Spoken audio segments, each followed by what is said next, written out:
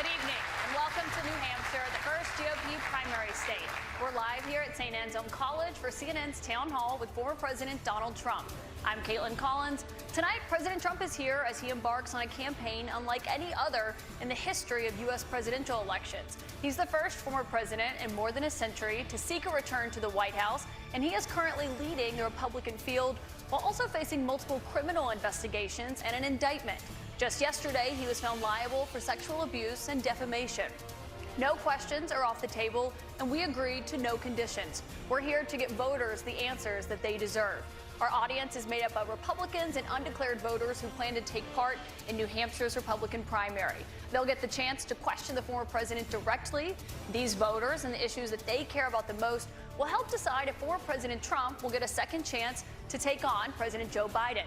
Please welcome the frontrunner for the Republican nomination, former President Donald Trump.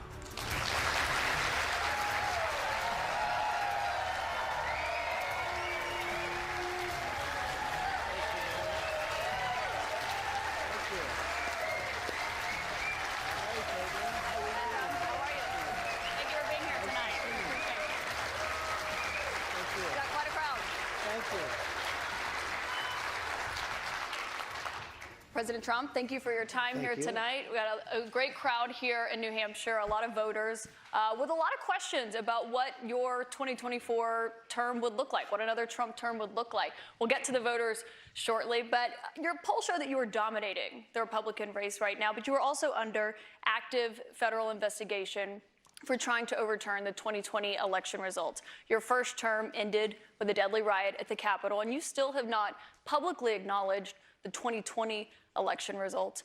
Why should Americans put you back in the White House? Because we did fantastically. We got 12 million more votes than we had in, as you know, in 2016. I actually say we did far better in that election. Got the most that anybody's ever gotten as a sitting president of the United States. I think that when you look at that result and when you look at what happened during that election, unless you're a very stupid person, you see what happens. A lot of the people in this audience, and maybe a couple that don't, but most people understand what happened. That was a rigged election, and it's a shame that we had to go through it. It's very bad for our country. All over the world, they looked at it, and they saw exactly what everyone else saw. You look, even if you just look recently with the 51 intelligence agents, that made a 16-point difference. If you look at the FBI, if you look at the FBI and Twitter, they call it Twitter files, made a big difference. If you look at Mr. President, back to what you just said there, though, it was not a rigged election. It was not a stolen election. You and your supporters lost more than 60 court cases on the election. It's been nearly 2.5 years. Can you publicly acknowledge that you did lose the 2020 election? Let me just go on. If you look at True the Vote, they found millions of votes on camera, on government cameras, where they were stuffing ballot boxes. So with all of that, I think it's a shame that what happened. I think it's a very sad thing for our country. I think it's a very sad thing, frankly, for the world, because if you look at what's gone to our country has gone to hell. Our borders are bad. Our military has been bad. You look at the taxes, you look at inflation, what's happened to inflation. It's just destroying our country. We've really become, in many ways, a third world country. And it's very sad what's happened in this administration. And it's something that will turn around on day one. We were energy independent. Now energy is at a level that we've never had to pay before. Nobody can afford to continue to pay what's happening with energy. But we were energy independent. We were getting out of Afghanistan with strength and with dignity.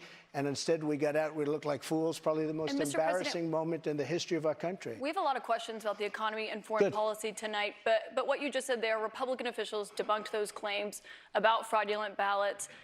We want to give you a chance tonight. Who? Republican officials in Georgia and every single state. There is no, your own election officials, Mr. President. So we wanted to give you a chance. People were afraid to take on the issue.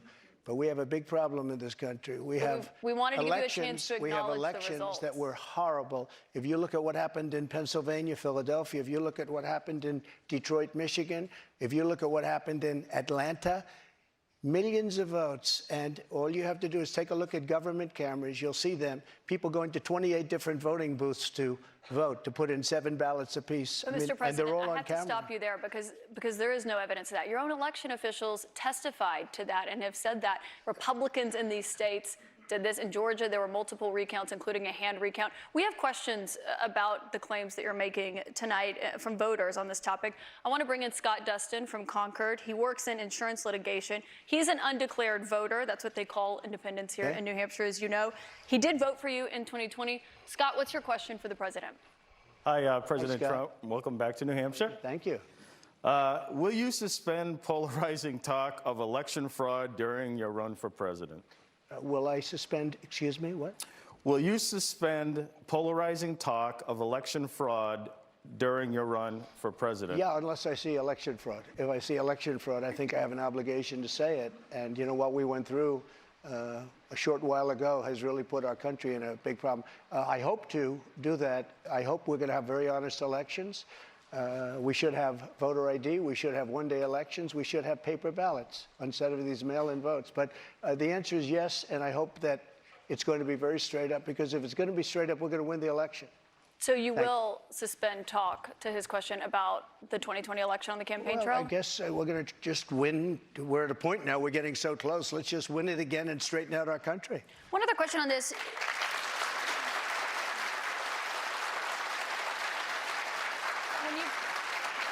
When you've talked about the 2020 election results in the past, you once suggested terminating the Constitution. Do you stand by those comments? No.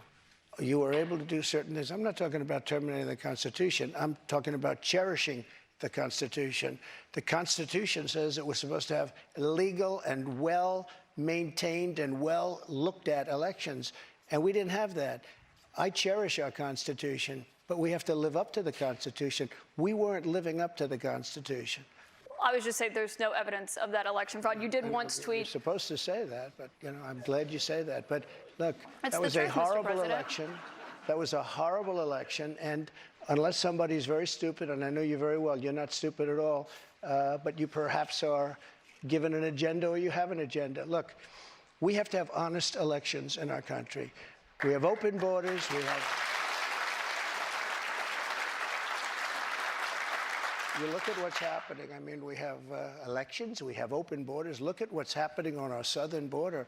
Millions and millions of people are coming here. They're being released from prisons. They're being released from mental institutions.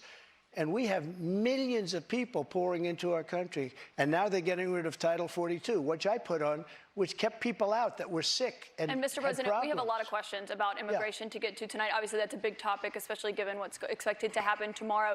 But I want to talk about the influence you have over your voters. It's very clear that you are very influential over them. You have a lot of impact. I've been to many of your rallies and seen it up close, which raised a lot of questions about the influence that we saw that you had on them on January 6th and your supporters when they attacked the Capitol.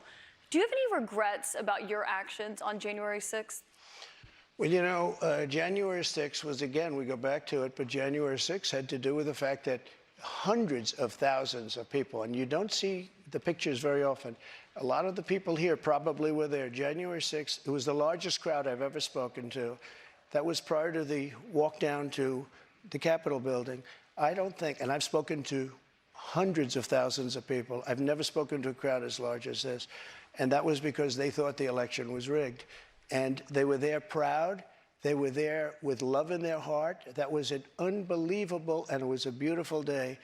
And what I was asked to do, I wasn't involved in it very much. I was asked to come in. Would I make a speech? I made a speech. I said, walk peacefully and patriotically, many different things. In fact, I brought a list of things. I don't want to bore the audience, but we can go sentence after sentence after sentence of things I said and things I put out. One of the big problems was that Nancy Pelosi, Crazy Nancy as I affectionately call her, Crazy Nancy Pelosi and the mayor of Washington were in charge, as you know, of security. And they did not do their job. They're not in charge of the National Guard. You're in charge of the National Guard. Well, I offered them National Guard. I said, we'll give you soldiers, we'll give you National Guard, we'll give you whatever you want. And they turned me down. And in fact, she turned me down. She turned me down in writing. They turned me down. But your acting defense secretary, Chris Miller, at the time, he says you never gave a formal order to deploy the National Guard. But when it came to that day... Just the opposite. Chris Miller wrote a book, and he's a fantastic guy, and he was ready to go. They turned him down. If you look, the mayor of Washington, D.C., lovely lady, she said, we don't want it. We don't like the look. Nancy Pelosi said, oh, we don't like the look. If they would have had I offered them 10,000 soldiers. I said, it could be 10, it could be more, but I offered them specifically 10,000 soldiers. If they would have taken 500 soldiers, you wouldn't have had the problem. They turned it down. And if you look at the Inspector General report, he says they turned it down. They made a terrible mistake. Well, Chris Miller was your acting defense secretary. He says you never gave that order. But back to what happened on that day. You said you weren't. He did not say that. He has testified that, Mr. He President. did not say that. But you said you weren't very involved that day. You did tell your supporters to come to Washington. You tweeted about it, about that speech that happened on the rally. Am I allowed to say that? When they went to the Capitol and they were breaking into the Capitol, smashing windows, injuring police officers, why did it take you 3 hours to tell them to go home? I don't believe it did. Oh, let me pull it out. I have to pull it out.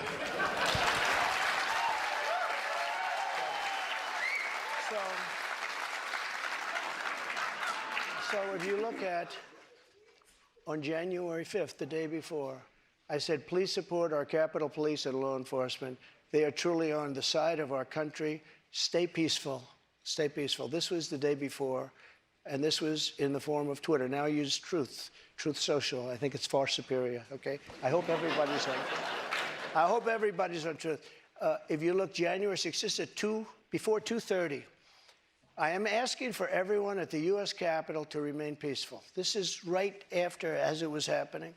But what happened is they took it down.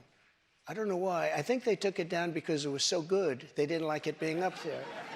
I am asking, and we didn't know until I got it back, because now I have 90 million people waiting for me to go back, but I'm on Truth, and I'm staying on Truth. Listen, I am asking for everyone at the U.S. Capitol to remain peaceful. No violation. We want no violation. We want no violence. Remember, we are the party of law and order. Respect the law and our great men and women in blue. Thank you. That was at 2:30. That was very early. Mr. President, I looked at the same timeline that you did. No, I know, but you didn't report that. You know why? Because it was taken down. We did report it. I was reporting that day. It was taken down and it wasn't. But when it was clear to you that they were not being peaceful, you saw them rushing the Capitol, breaking windows. They were hitting officers with flagpoles, tasing them, beating them up. When it was clear they weren't being peaceful, why did you wait 3 hours to tell them to leave the Capitol? They listened to you like no one else. You know that. They do. I agree with that. But so why didn't you tell them to go home sooner? Nancy Pelosi and the mayor are in charge. I assume they were able to do their job. They weren't. But Pelosi's not in charge of Capitol security. And if you remember, I made a video right outside the Oval Office in the Rose Garden. And I'm very proud of that video. I didn't have a script. I don't need scripts like a certain person that's in there right now. What time, the video, it came out much later after they had already attacked the Capitol. It was a great video. And it was a beautiful video. And it said, I mean, I don't want to read it all, but you have to go home now. We have to have peace. We have to have law and order. We have to respect our great people of law and order. We love the people of law and order. We can't play into the hands of these other people. We have to have peace. Please go home. I said that. You know what they did? They took that down, and you know, to this day, it hasn't been put up. And the reason is it's so good and so conclusive that all of this nonsense and all of the tens of millions of dollars that have been spent are just wiped away with this one. And they've never put it back up. They had another one that they did the same thing. But that video that you referenced there, it wasn't posted until 4:17 p.m. No, I'll tell you. They breached the Capitol at 2 p.m. That video was posted 4:17 yeah, p.m. actually a little bit before that. Right, so that's my question. Excuse me. Because in that 3 hours, over 140 it was posted after injured. the first one I just read, though, and that was at 2 o'clock. But I think the reason the timeline is so critical here, because going back to your influence, in that 3 hours, over 140 officers were injured that day. And a person named Ashley Babbitt was killed. Yes. You know what? She was killed, and she shouldn't have been killed. And that thug that killed her, there was no reason to shoot her. At blank range, cold blank range, they shot her. And she was a good person. She was a patriot. There was no reason. And he went on television to brag about the fact that he killed her. The officer was not bragging about the fact that he killed her. But bragging. One person who was at the Capitol that day, as you know, was your vice president, Mike Pence, who says that you endangered his life on that day. I don't think he was in any danger. Mr. President, do you feel that you owe him an apology? No, because he did something wrong. He should have put the votes back to the state legislatures, and I think we would have had a different outcome. I really do. But he doesn't have the authority to do that, as you know. What? The vice president does not have the authority to reject those, are you ready? Let's those have election this one results. out just now, because it's interesting. Let's keep it interesting, right? I like Mike Pence very much. He's a very fine man. He's a very nice man. He made a mistake. His lawyer said, you cannot move. I called him the human conveyor belt. I said, even if the votes, I talked to his lawyer, even if the votes are absolutely fraudulent, he can't say, yes, sir, he can't send back. And the Democrats played it, and the rhinos played it. And then the election was over. They told him he couldn't do it. And Mike said to me, I can't do it. The lawyers told me I can't do it. They can't do it. But the lawyers were wrong, because right after the election, they all met, the rhinos and the Democrats, and they worked out a plan to make sure that future vice presidents don't do what I said you could do. That's not what happened. You're referring to the Electoral Count Act. That's I've exactly read that. There is no authority. No, legal excuse experts, me. including Republican legal experts, say that he does not have that authority, Mr. President. Kaitlan, But I want to why move did on. they change the law then, saying that you can't do it? They didn't change the law. They strengthened the law because they were worried about Oh, they presidents strengthened it, exploiting. meaning you could do it. Thank you. That's not what it means. Thank you. They strengthened the law Mike because they had were the right worried. to do it. They convinced him he didn't, and it was a horrible thing for our country. If you would have sent those votes back to Georgia, Pennsylvania, and other states, Wisconsin, which if you look at Wisconsin, they've virtually admitted now that the election was rigged. If They you have would have not sent admitted those that, votes Mr. back to President. many of those states, they would not come back in the affirmative. And remember what I said, and you just said it pretty much, you admitted what I said was right. They said he didn't have the right to do it. And he did have the right to do it, and that's why they changed the law, taking that right away. I should note that your campaign paid for a recount that happened in Wisconsin. It actually had more votes for President Biden by the end of it. But I want to move on to Wayne Beyer. He's a retired attorney from By the North way, Conway. so many illegal votes were cast in Wisconsin, and if you look in Milwaukee, Wisconsin, they had so many illegal votes, they didn't even know what to do with them. You're absolutely wrong Mr. about President, that. there weren't any fraudulent votes in Wisconsin. I do want to get to the audience, though. We have questions for you from the audience. Wayne Beyer is a retired attorney from North Conway. He has previously served in Republican administrations. He volunteered for the Republican Party in the 2022 midterms. He voted for you in 2020. What's your question for the President, Wayne? Thank you for coming, Mr. President. Thank you, Wayne. My question to you is, will you pardon the January 6 rioters who were convicted of federal offenses? I am inclined to pardon many of them. I can't say for every single one, because a couple of them probably they got out of control. But, you know, when you look at Antifa, what they've done to Portland, and if you look at Antifa, look at what they've done to Minneapolis and so many other places. Look at what they did to Seattle and BLM. Many people were killed. These people, I'm not trying to justify anything. But you have two standards of justice in this country, and what they've done, and I love that question, because what they've done to so many people is nothing. And then what they've done to these people, they've persecuted these people. And yeah, my answer is I am most likely, if I get in, I will most likely, I would say it will be a large portion of them. You know, they did a very, and it'll be very early on. And they're living in hell right now. So when it comes to they're living in pardons- hell.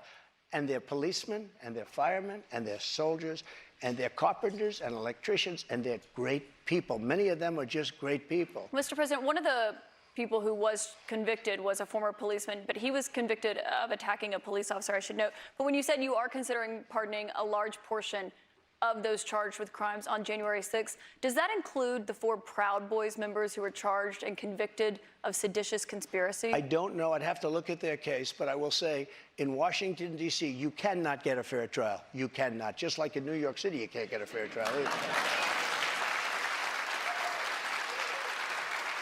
Speaking of New York, I want to ask you about a significant verdict that was reached yesterday. I know this is something you want to weigh in on as well. A Manhattan jury found that you sexually abused the writer E. Jean Carroll and defamed her. You've denied this, but what do you say to voters who say it disqualifies you from being president? Well, there aren't too many of them because my poll numbers just came out and they went up. Okay. I think I'm the only person in history who had a charge like that. And usually you leave office, you say, I'm sorry, but I'm going to back home. I'm back home to my family and everything. I'm going to be resigned. My poll numbers went up, and they went up with the other fake charge, too. Because what's happening is they're doing this for election interference. This woman, I don't know her. I never met her. I have no idea who she is. I had a picture taken years ago with her and her husband, nice guy, John Johnson. He was a newscaster, a very nice man. She called him an ape. Happens to be African American. Called him an ape. The judge wouldn't allow us to put that in. Her dog or her cat was named Vagina. The judge wouldn't allow to put that in. All of these things he would, but with her, they can put in anything. Access, Hollywood, this was a jury of 9 people who found you liable of sexual abuse. Do you think that will deter women from voting for you? No, I don't think so, because I think the whole thing, just so you understand, ready? I never met this woman. I never saw this woman. This woman said, I met her at the front door of Bergdorf Goodman, which I rarely go into other than for a couple of charities. I met her in the front door. She was about 60 years old, and this is like 22, 23 years ago. I met her in the front door of Bergdorf Goodman. I was immediately attracted to her, and she was immediately attracted to me. And we had this great chemistry. We're walking into a crowded department store.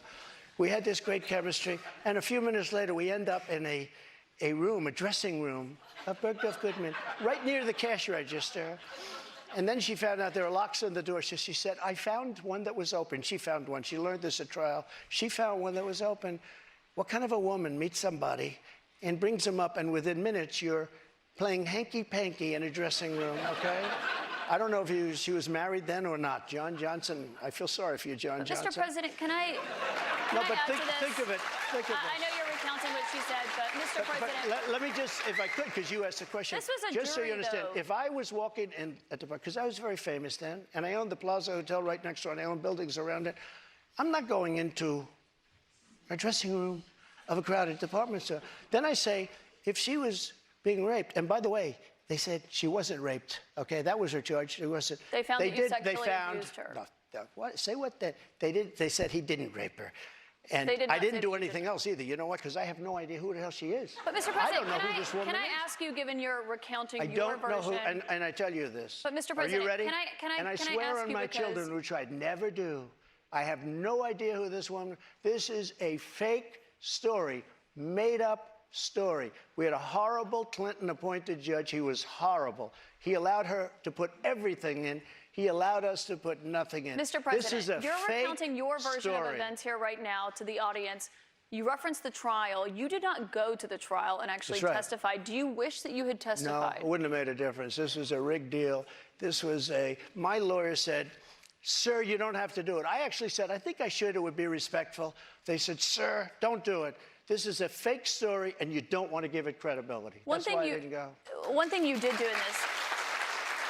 And I swear, and I've never done that, and I swear to, I have no idea who the hell, she's a Mr. whack President, job. you did not testify in person in this trial. There was a taped deposition of you from October in it. You defended the comments that you made on that Access Hollywood tape about being able to grab women how you want. Do you stand by those comments? I said if you're famous and rich or whatever I said, but I said if you're a star, you are, and I said, women let you. I didn't say you grab, I said women let. You know, you didn't use that word, but if you look, women let you.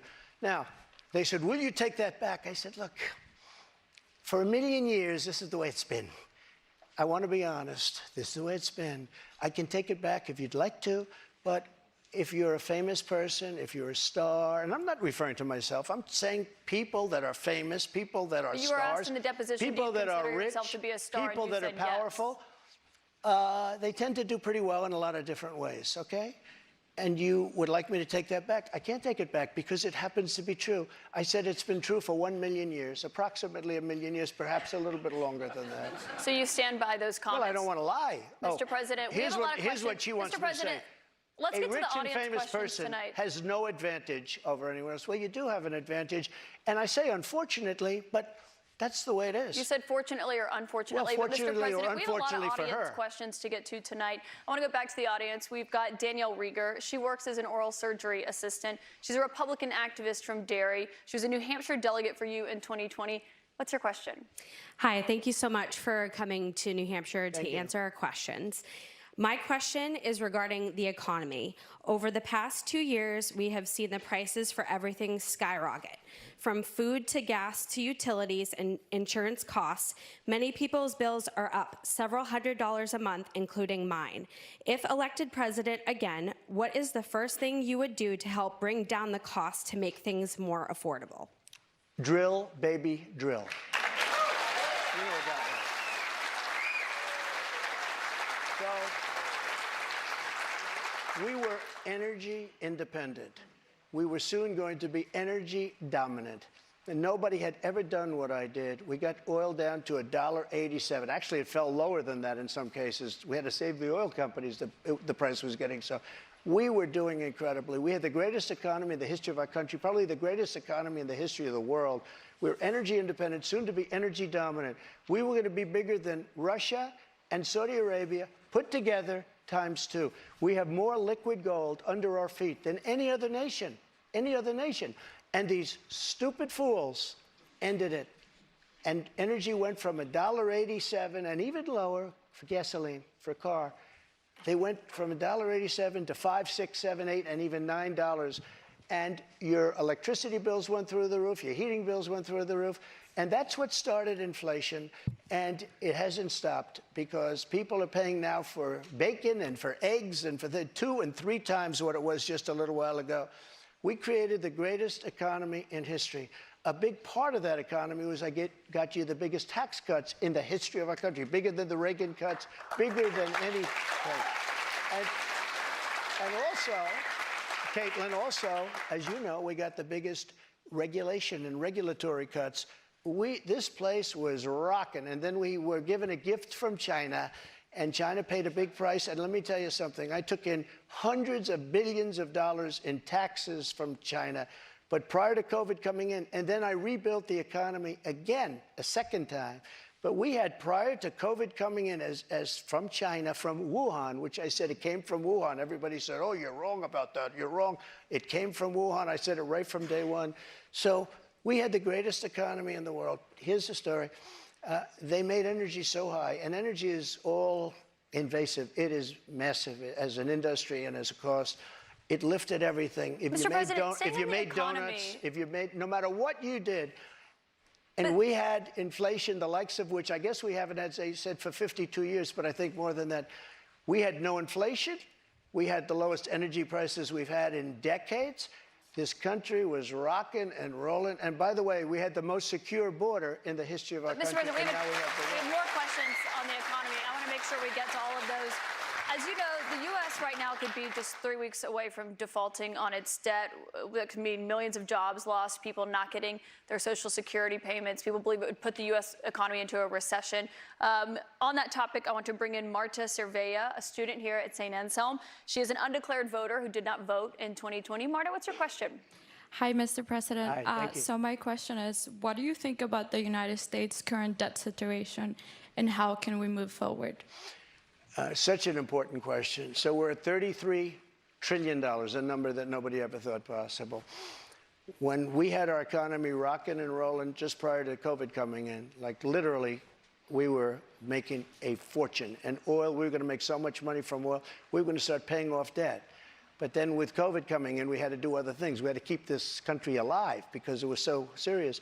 But we have to get the country back. We have to lower energy prices. We have to lower interest rates. Interest rates are through the roof. Energy has to come down. It all has to come down, and we have to start paying off debt. But when we have a debt limit, and they use that very seriously. They came in, Schumer came in with Nancy Pelosi, and they were using it. We'll violate it. We'll do whatever. They talked a whole lot different than they do right now. I say to the Republicans out there, congressmen, senators, if they don't give you massive cuts, you're going to have to do a default. And I don't believe they're going to do a default because I think the Democrats will absolutely cave because you don't want to have that happen. But it's better than what we're doing right now because we're spending money like drunken sailors. So just to be clear, Mr. President, you think the U.S. should default if the White House does not agree to the spending cuts Republicans are demanding? Well, you might as well do it now because you'll do it later. Because we have to save this country. Our country is dying. Our country is being destroyed by stupid people, by very stupid people. You once said that using the debt ceiling as a negotiating wedge just could not happen. You said that when you were in the Oval Office. That's when I was president. So why is it different now that you're out of office? Because now I'm not president.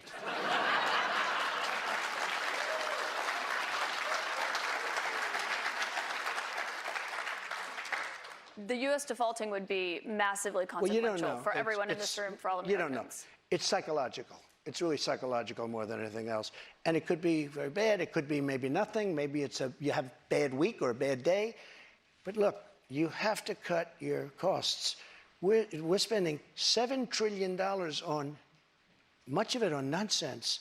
$7 trillion on nonsense. We've got And another I actually question from a said, voter tonight. get all of that money that was wasted, and frankly, the Senate should have never approved it. Get all that money that was wasted, and if they don't get rid of that, you'll have to default. Okay? Mr. You'll have to President, default. we've got another voter here tonight. And by the way, you're going to default eventually anyway, but it's going to be much messier.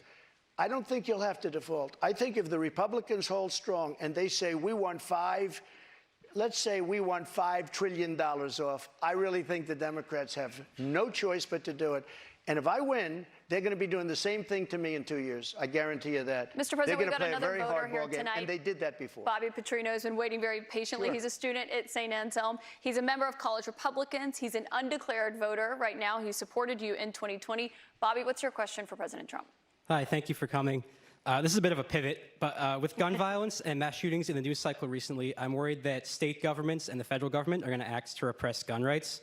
Under your administration, you instructed the Department of Justice and the ATF to ban bump stocks.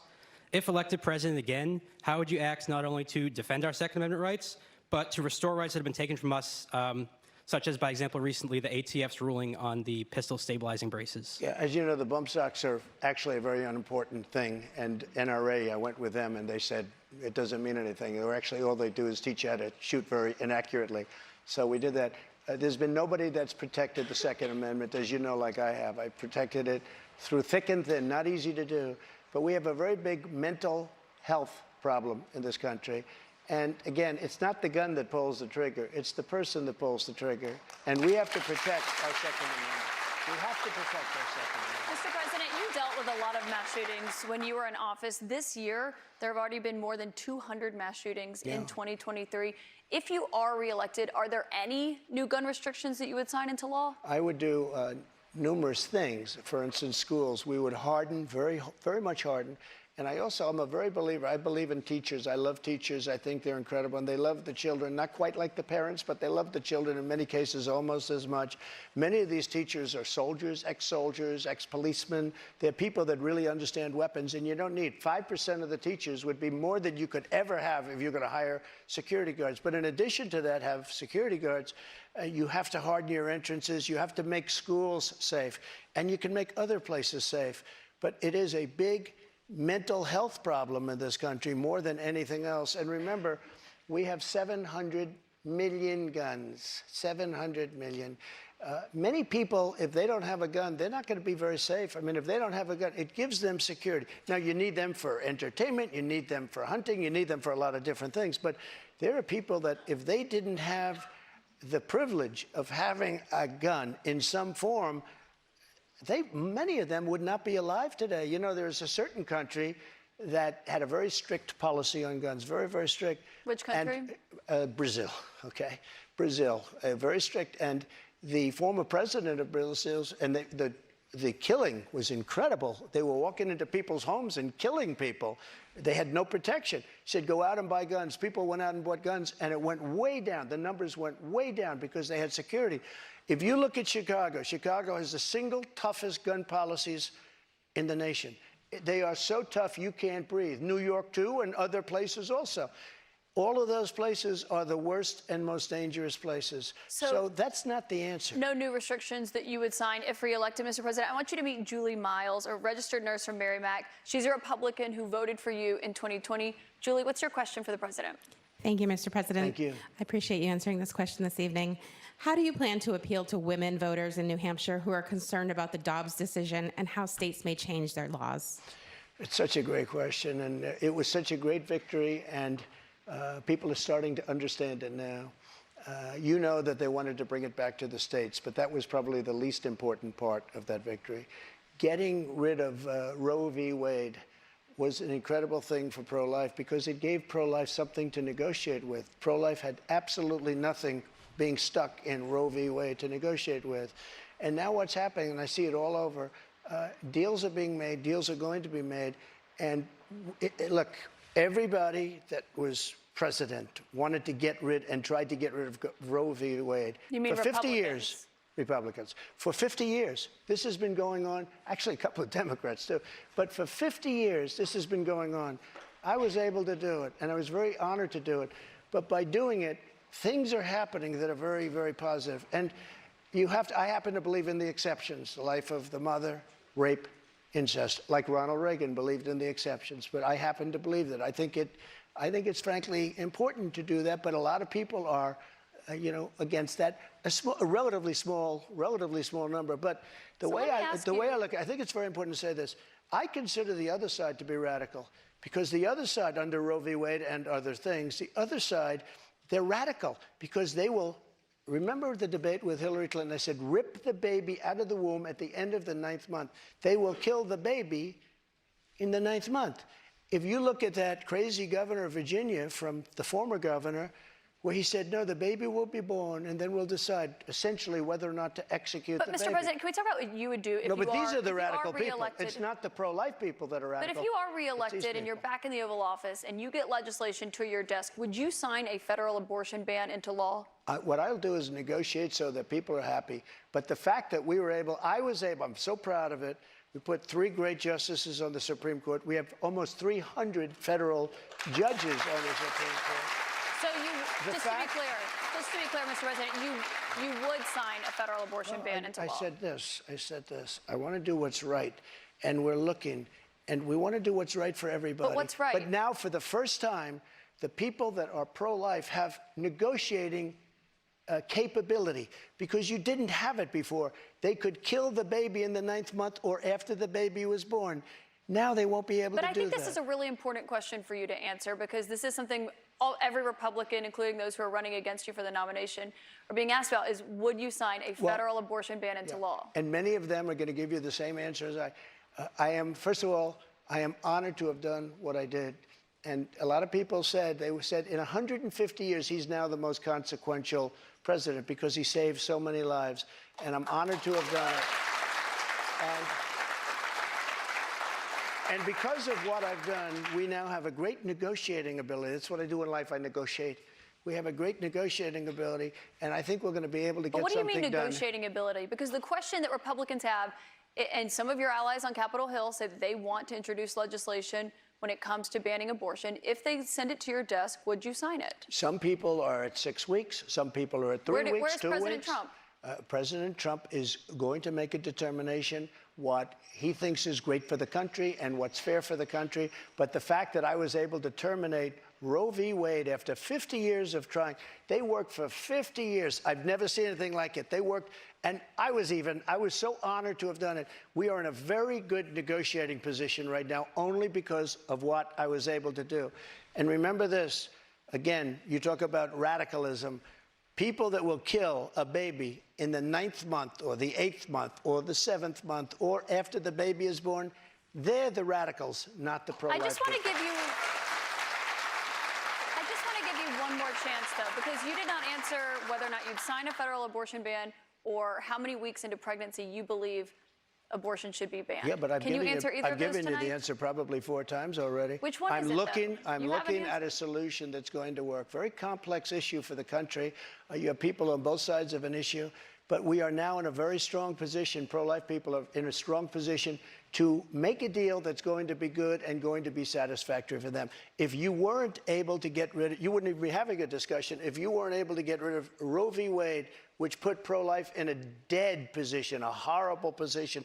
They could kill the baby at any time they wanted to, but we did something that nobody thought was doable. And other Republican presidents, and others, by the way, They wanted to get it out. They also wanted to bring it back to the states, but bringing it back to the states is a less important issue But that's why than it's the the issue question that we about just a talked federal about. abortion ban. You Well, did not say yes or no to that. It You did not say how many it depends what the deal is. Lindsey Graham's did not say a how good many man. weeks. He's got an idea, and a lot of other people have an idea.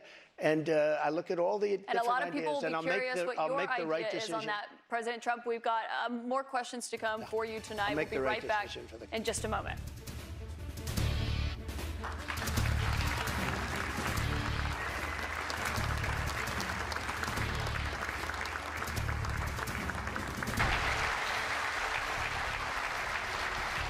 Welcome back to CNN's Republican Presidential Town Hall with former President Donald Trump.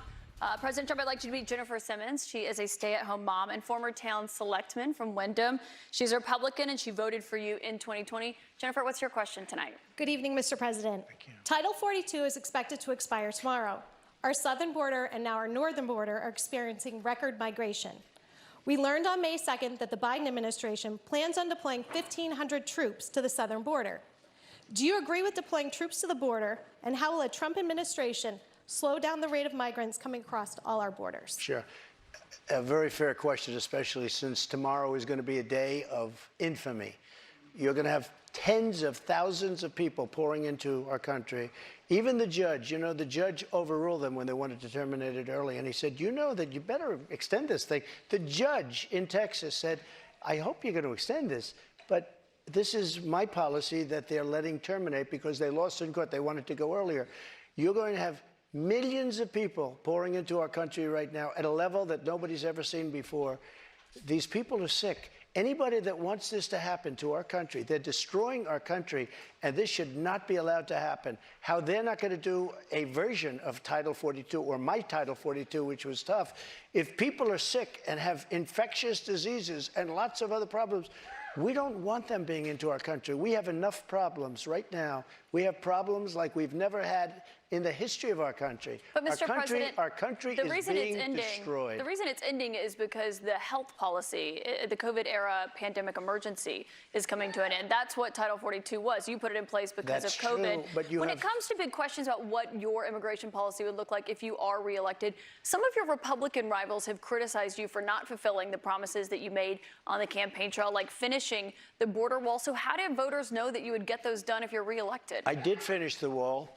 I built a wall. I built hundreds of miles of wall, and I finished it. And then I said, we have to build some more because there are areas like water going through a dam. There are some areas where a lot of people are coming. You close up one, and they come into another. And we started another 100 miles of wall. In fact, I said to my people, if we start this and don't finish it, and then we had a rigged election. I'm sorry to say it. The election was not rigged, Mr. Good, President. You can't I'm keep glad saying you're that all night long. And so You cannot then keep saying they that the took election over was and they rigged. decided not to finish it. It would have taken them 3 weeks.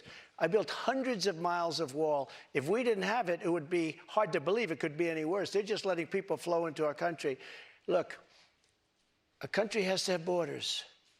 There's never been anything like is happening to our country right now. You built about 52 miles of new wall when you were in office, Mr. President. It wasn't the complete wall. One other thing that with No, but I have to respond to that. With your immigration, it was only about 52 miles of new wall. This is what she does. I built hundreds of miles. Some of the wall was up there, and it would be laying on the ground, rusted, rotten steel, rusted, rotten wood, and what the radical left crazy Democrats did, if there's a piece of wood laying down, they consider that a wall. I built 30-foot walls that go down 7 feet into the ground. If there was a little piece of wood sitting in the ground, they said, oh, he's not building a wall. We already had a wall. Because this is the game. They're a party of disinformation. It's not a game, Mr. President. It's about 52 miles of new wall. One other immigration policy you had when you were in office. I built new wall. 52 miles for hundreds of miles. CBP, Mr. What I President. did is I replaced other wall that was laying down, that was up and rotting in the ground for 30 years. Some of it was steel that you couldn't even see. Mr. President, it was only about 52 miles of new wall. But moving on, another immigration policy you had was the zero-tolerance immigration policy that separated families at the border. If you are reelected, are you ruling out instituting that? Well, when you have that policy, people don't come. If a family hears that they're going to be separated, they love their family. They don't come. So I know it sounds harsh, But if you remember they said I was building prisons for children. It turned out that it was Obama that was building the prisons for the children. But would you re-implement that if you're reelected? Is well, that what you're saying? we have to save our country, all right? We So can't it sounds afford, like that's a yes. No. When you say to a family that if you come, we're going to break you up, they don't come. And we can't afford to have any more. Look at New York City. Look what's happening. They're living in Central Park in New York City. The city is being swamped. Los Angeles is being swamped. Iowa is being swamped. Our whole country is being destroyed. Millions of people are coming into our country. And you know what the number is going to be, in my opinion, by the end of the year? Not the 4 million that you hear and the 3 million. I think it's going to be 15 million people. And in these people, they have no idea where they come from. They come from 129 different countries so far. 120, not just the 4 that we talked about. Just to put a button on that, it sounds like what you're saying is that you're not ruling out re-implementing that immigration policy. I want to get to another voter. Kaitlan Boissonneau is a student here at St. Anselm College. She's a Republican. This will be the first election that she has voted in. What's your question for the president, Kaitlan? Hello, President Trump. Hi. Thank you so much for coming. Thank you. The current administration has made it clear that we should continue to provide military equipment to Ukraine so that they can defend themselves. Do you support this decision, and how would you deal with the increasing threat posed by Vladimir Putin? First of all, thank you very much. It's really nice. And it's an important question, so important, because we're giving away so much equipment. We don't have ammunition for ourselves right now. We don't have ammunition for ourselves. We're giving away so much. But here's the thing. I have to say it to start off. No longer matters. If I were president, this would have never happened. And even the Democrats admit that. Putin knew it would have never happened. And his pipeline would have never happened. A lot of things would have never happened. But this would never have happened. And all those dead people, both Russian and Ukrainian, they wouldn't be dead today. And all those cities that are blown up and disintegrated right to the ground, that wouldn't have happened. Okay, now, here's the problem. We've given so far $171 billion. They've given, meaning European Union, which is approximately the same size altogether as our economy. They've given about 20. So we're at 170, let's say, and they're at 20. You don't have to know too much about history to realize, or geography, to realize that they're a little bit more affected than we are, okay? So they've got to put up a lot more money because they're taking advantage of us like every other country did. That's why I ended NAFTA and replaced it with the USMCA, Mexico, But on Canada. this issue, Mr. President, I should know, I don't know any Democrats who have said they don't believe Putin would have been invaded if you were president. But her question is, would you continue to give Ukraine money and weapons if you're elected? What's the answer? I have a very good relationship with President Zelensky because, as you know, he backed me up with the phony impeachment hoax #1 when he said the president didn't do anything wrong. So that was I happen when you to asked like. him for an So I investigation happen to in like. exchange Yeah, for that's right. weapons. And I was totally exonerated, by the way. Just a waste of time and money. You were impeached over that. You I were was impeached over impeached. that. But let's stay on topic here, Mr. President, because the question is, would you give Ukraine I weapons was and funding? impeached by a crazy woman named Nancy Pelosi. But the question who here should is, be would you give Ukraine weapons and funding if you were I elected? would sit down. Let me just put it a nicer way. If I'm president, I will have that war settled in 1 day, 24 hours. How would you settle that war in 1 day? Because I'll meet with Putin, I'll meet with Zelensky. They both have weaknesses and they both have strengths. And within 24 hours, that war will be settled. It'll be over. It'll be absolutely Do you over. want Ukraine to win this war? I don't think in terms of winning and losing. I think in terms of getting it settled so we stop killing all these people and breaking down this country. Now, What do you? Can I just follow up on that? You But said one you of the don't things think in you have terms to of do is winning you have and to get losing. you have Mr. to get President, can I Europe. just follow up on that because that's a really important Excuse me, statement let me that you just just follow made up. there. Can you say if you want Ukraine or Russia to win this war? I want everybody to stop dying. They're dying, Russians and Ukrainians. I want them to stop dying. And I'll have that done. I'll have that done in 24 hours. I'll have it done. You need the power of the presidency to do it. But you won't say that you want Ukraine to win. You said know what when I'll you were say? in- I'll when you say were in this. office. I want Europe to put up more money because they're in for 20 billion. We're in for 170, and that's they not should an be. answer about who And should they win should the war. equalize. They have plenty of money. They should equalize.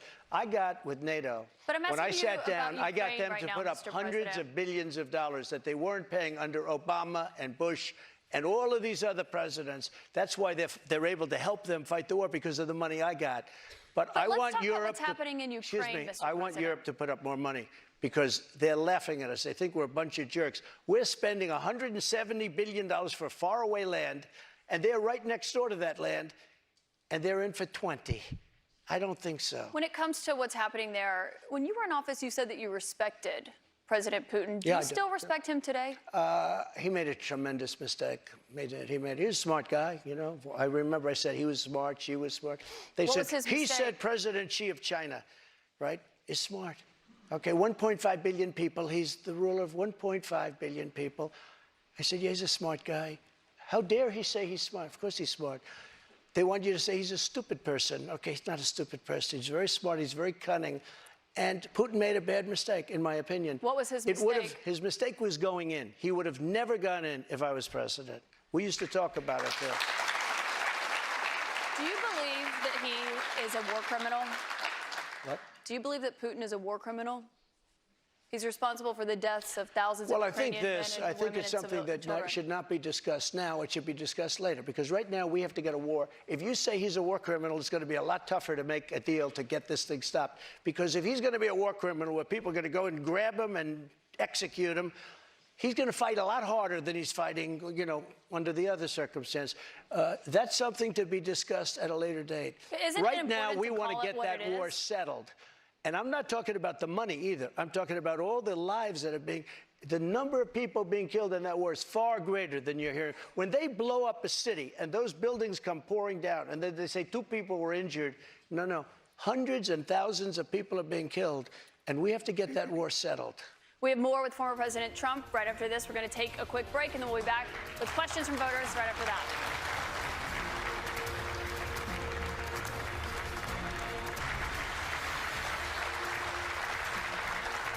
Welcome back to CNN's Republican Presidential Town Hall with former President Trump. President Trump, we have a lot more voters' questions, I should note, in here in New Hampshire to get to, but I also want to talk about some of the other investigations that you're facing. We talked about others at the top, but one of those is the special counsel's investigation into classified documents that were found at Mar-a-Lago. Why did you take those documents with you when you left the White House? I had every right to under the Presidential Records Act. You have the Presidential Records Act. I was there, and I took what I took, and it gets declassified. Biden, on the other hand, he has 1,850 boxes. He had boxes sent to Chinatown, where they don't speak even English in that Chinatown we're talking about. Can I got to stop you right there. Nobody talks about him. They Because talk about us. Just so you understand, I had every right to do it. I didn't make a secret of it. You know, the boxes were stationed outside of the White House. People were taking pictures of the GSA of the various people. I got to stop you right there, that though, were because the moving. Presidential Records Act, which is not well known to a lot of people, I read it. It does not say that you can take documents with you. It says actually that they are the property of the federal It says you talk, government you when negotiate, leave. you make a deal. It's not criminal, by the It way. does not- it does The not say that you Presidential can Records Act is negotiate. not criminal. And just so It does you not know, say you can negotiate to just so take the you- documents with you. can I tell you? Just so you understand, the Presidential Records Act is not criminal. I took the documents. I'm allowed to. You know who else took them? Obama took them. Nixon took them. Obama did Reagan not take took them. documents. Oh, he didn't? The difference He didn't? here He that I'd didn't? like Take to a know, look. the Reagan National took Archive them. says that President Obama Even did Jimmy not Carter, take even Mike documents. Pence had some documents, and he's a You very referenced honorable Pence, guy. you referenced But you know who Biden. took them more than anybody is Joe Biden. He has 1,800 boxes, That's and not nobody accurate, even Mr. knows where President, they and are. you know that. 1,800, and nobody talks about him. Mr. President, And they that's not accurate. put a rough guy on us, and in I the think it's meantime, they have important, Mr. nobody. President, to actually set the record straight here. They took documents, including President or Vice President Pence. When they realized they had documents, they turned them back over. The difference is that you waited to turn yours over, and it was Excuse a year and a me. half effort that included a subpoena with those documents. One question about what happened when you had those It included a raid on documents. my house. That's what it included. But They you had didn't raid. you'd gotten a they subpoena didn't raid and they had not Biden's been house. turned over yet. They didn't raid Biden's house. You know what happened? They put him in the house. That's the one with the Corvette, where the documents were laying all over the floor. That was fine. And you know who happens to be at Mar-a-Lago? Secret Service, and they're phenomenal. I have Secret Service. He didn't have Secret Service. The other thing, the vice president cannot declassify. He didn't have the right to declassify. He has documents from when he was a senator. And even Democrat senators say, I can't believe it. No, I went by the Presidential Records Act, That's not and what we the were Presidential negotiating Records with Act NARA. says. That's not what it says, And Mr. NARA has President. red flagged a thing called the Constitution of the United States and the Bill of Rights because they consider them Mr. dangerous President, that's documents. not what it Those says, are the people we're dealing with. and I should note that there is a special counsel investigating your document situation, also President Biden's document situation. When it comes to your documents, did you ever show those classified documents to anyone? Not really. I would have the right to. By the way, they were declassified What do you mean, not after. really? Not that I can think of. Let me just tell you, I have the absolute right to do whatever I want with them. I have the right. I was negotiating with NARA. Do you know what NARA is? The National Archives. Extremely negotiate left group with of them. people. Extremely left. And I was negotiating with They're them. not All of a left, sudden, they're they bipartisan. raided my house. They didn't raid the house of Joe Biden. They didn't raid Obama. But Joe Biden didn't ignore a subpoena to get those documents back like Joe you Biden did. And so took that's the question. 1,850 boxes. But that's the question that investigators have, I think, is why you held on to those documents when you knew the federal government was seeking them and then had given you a subpoena to return them. Are you ready? Are you ready? Can I talk? Yeah, what's You the mind? answer? Do you mind? I would like for you to answer the question. Okay, it's very simple to answer. That's why I asked it. It's very simple to. You're a nasty person, I'll tell you. Can you answer why Very you simple. held on to the documents? I was negotiating, and we were talking to NARA, that's Washington, to bring whatever they want. They can have whatever they want. When we left Washington, we had the boxes lined up on the sidewalk outside for everybody. People are taking pictures of them. Everybody knew we were taking those boxes. And the GSA, the government service, the GSA was the one taking them. They brought them down to Mar-a-Lago. We were negotiating with NARA. All of a sudden, they raid our house. When Biden had his documents, he won't give back the 1,850 boxes.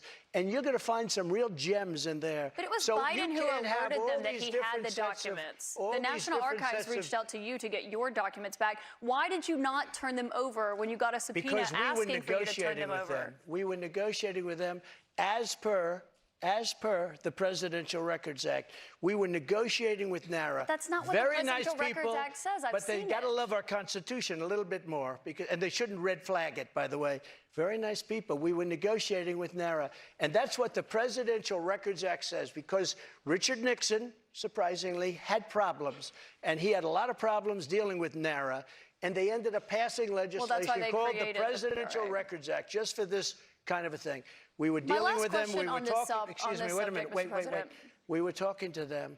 We would have done it, but all of a sudden they raided the house. Now, why hasn't the FBI raided Biden? But I just explained to you Why? why. No. It's because he's the one, they alerted the 1,850 government that they okay. had those documents and had them come and get the documents Why did from his Biden- house. no, they My didn't take question the- for you, though, when it comes to documents, do you still have any classified documents in your possession? Are you ready? Do you? No, I don't have anything. I have no classified documents. And by the way, they become automatically declassified when I took them. But No, you have why? to declassify Let me ask them. you a question. Why is it that Biden had 9 boxes in Chinatown? And he gets a lot of money from China. Why is that? And There why, is no why evidence aren't of that, people? Mr. President. No, you cannot why say aren't that. There people is no bringing that evidence up? of that, Mr. And why don't they President. put this What guy you're Jack referring Smith to and his is an group of office that he had. thugs? Mr. Why don't President, they put him in charge of that? I need to stop you right there because there's no evidence of what you just said there. What you're referring to there is an office that he had No. after That's leaving at the University vice of Pennsylvania. presidency. Wrong.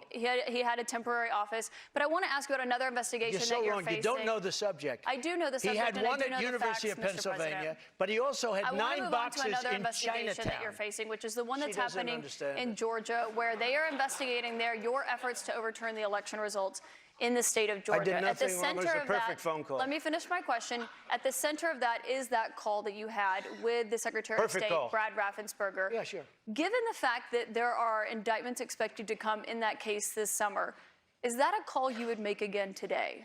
Yeah, I called questioning the election. I thought it was a rigged election. I thought it had a lot of problems. I had I guess he's Secretary of State. I called. Listen to this. There are like 7 lawyers on the call, many of them from there. We're having a call. We're having a normal call. Nobody said, oh, gee, he shouldn't have said that. Why? If this call was bad, I questioned the election. You if asked this him to call find was you bad, votes. I didn't ask him to find anything. Let me We've just tell heard you, the audio if tape, this Mr. call President. was There's an bad, audio of you asking him to I find you said, 11,000 you owe something me votes. votes because the election was rigged. That election was rigged. And if this call was bad, why didn't him and his lawyers hang up? How dare you say that? This was a perfect Well, they were phone clearly call. concerned enough. They recorded the call, and I should note that, of This course, was a call that was made to question the results of election.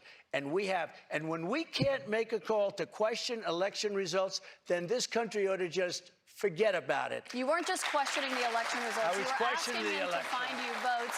And I should note that there is no evidence of fraud. There is no rigged election in the state of Georgia. I want to get back to the audience, though, Mr. President, because those are false claims you're making about what happened in Georgia. Jordan Sullenberger is here. He's an undeclared voter from Hollis. He voted for you in 2020. Jordan, what is your question for President Trump tonight? Thank you, Mr. Trump. Thank you very much. I'm 26. I'm a veteran. I help manage a private aviation company. You want a job? I'd love one, yeah. I'm looking for somebody very good. I'm not for mandates or government interference in private business, but I've Right. seen Republicans going after us like DeSantis after Disney. Right. What would you do as president to protect us from government interference? Well, I'm the one that really wants to protect you. All of these fake investigations of me are about election interference. They think because I'm leading Biden by 11 points, 7 points, 9 points, I'm leading DeSanctimonious by a lot, by 40 points or 45 points. I think he ought to just relax and take it easy and think about the future, because right now his future is not looking so good. I will tell you this. We are really putting it to Biden, but he's putting it to himself because the economy stinks, inflation is horrible, and the border is a disaster. And by the way he got out of Afghanistan was the single most embarrassing moment in the history of our country. Mr. President, I have one more question for you here tonight, and I think while we're in front of the voters here in New Hampshire, this is a fundamental question for you. You are running in the 2024 race. If you are the Republican nominee and you are in that 2024 race, will you commit tonight to accepting the results of the 2024 election? Yeah, if I think it's an honest election, absolutely, I would. Will you commit to accepting the results of the election regardless of the outcome? You want me to answer it again? If I think it's an honest election, I would be honored to. And right now, we are so far ahead of both Democrat and Republican. And you know what? If I don't win, this country is going to be in big trouble. It's so sad to see what's happening.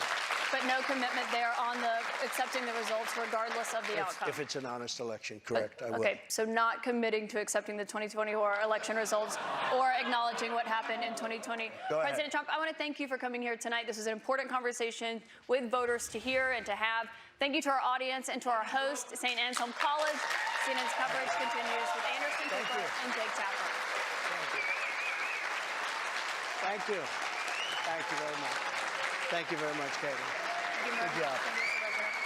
Thank you, Kaitlan. Thank you very much. I like you guys. We love New Hampshire. Thank you. Thank you, Woody. Good luck, Woody.